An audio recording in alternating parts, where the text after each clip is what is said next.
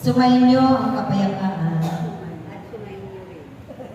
Sumainyo ang pag-ibig ko, aking mahal. Pag-ibig na walang sintulan. Pag-ibig na walang hanggan.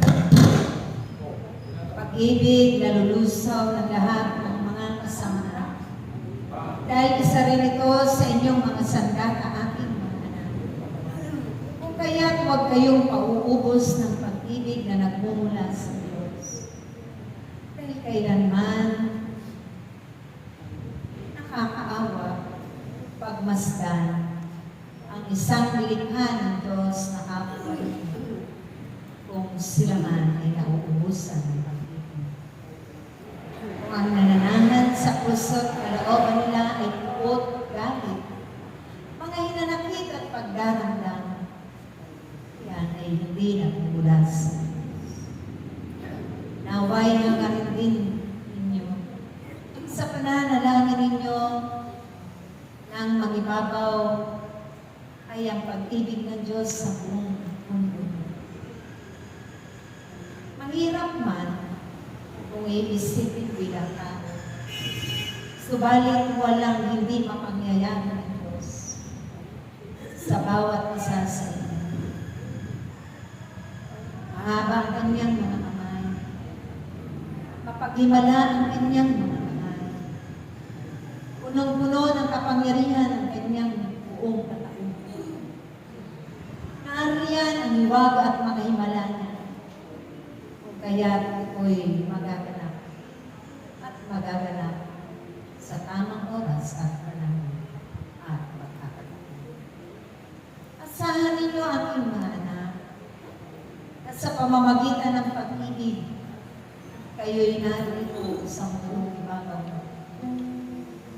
May buhay, Dahil huwag ninyong hahangarin ko na nasabi sa inyong mga buhay na kayo ay nag-iisa. Dahil ang bawat nilikha ng Diyos ay kailangan ng kapatid. Higit ang Diyos na makapangyarihan sa lahat. Kaya't nang ako'y nabubuhay pa, 10 ng aking mga alagad.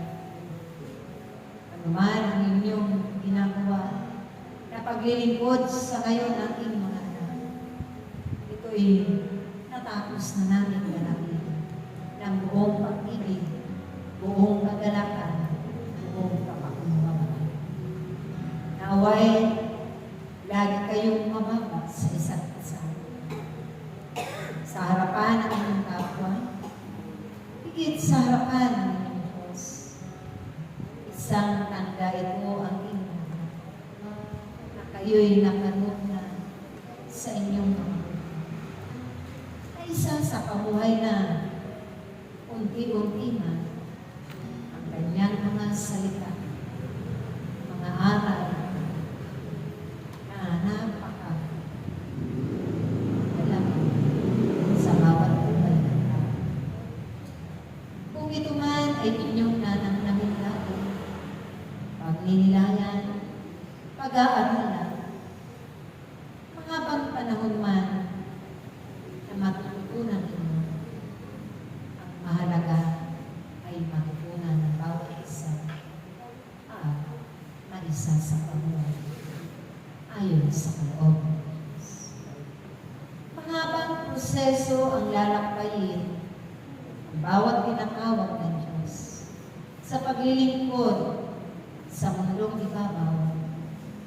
Ang mahalaga ay kasama ninyo kami magpakailanman.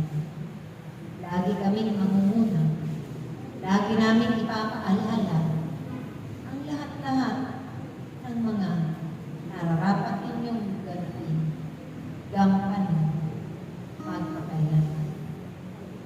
Ako si Jesus, ang Kordero ng Diyos, isa sa 3 isa na ako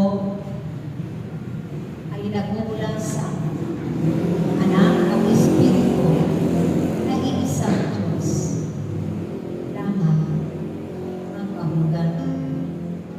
At sa tulong ng bawat gampanin namin, tunay at napagtagumpayan ang lahat ng mundo ang kaligtasan.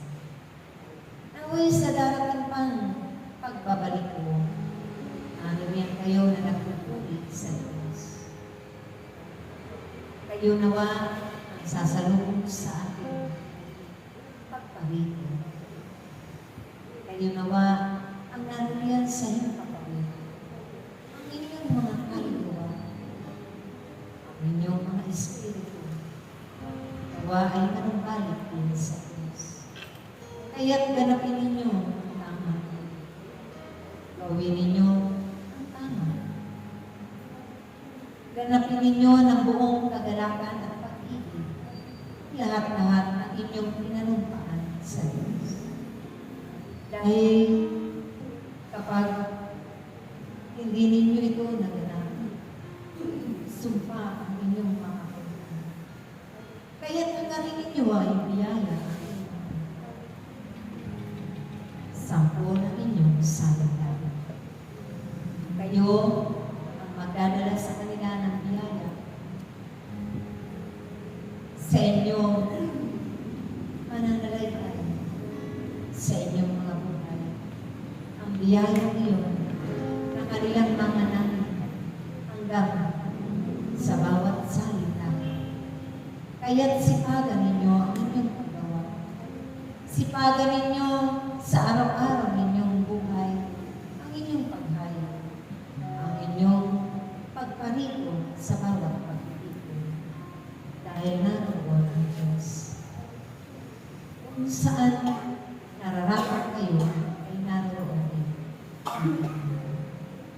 Huwag ninyong kaliligtaan ang aking mga paalala ito na kayong lahat ay nanganak at nakipagkita sa Diyos. Hanggang sa huling hininga ang inyong mga buhay, kayo'y maglilingkod sa araw ng inyong pagkaya.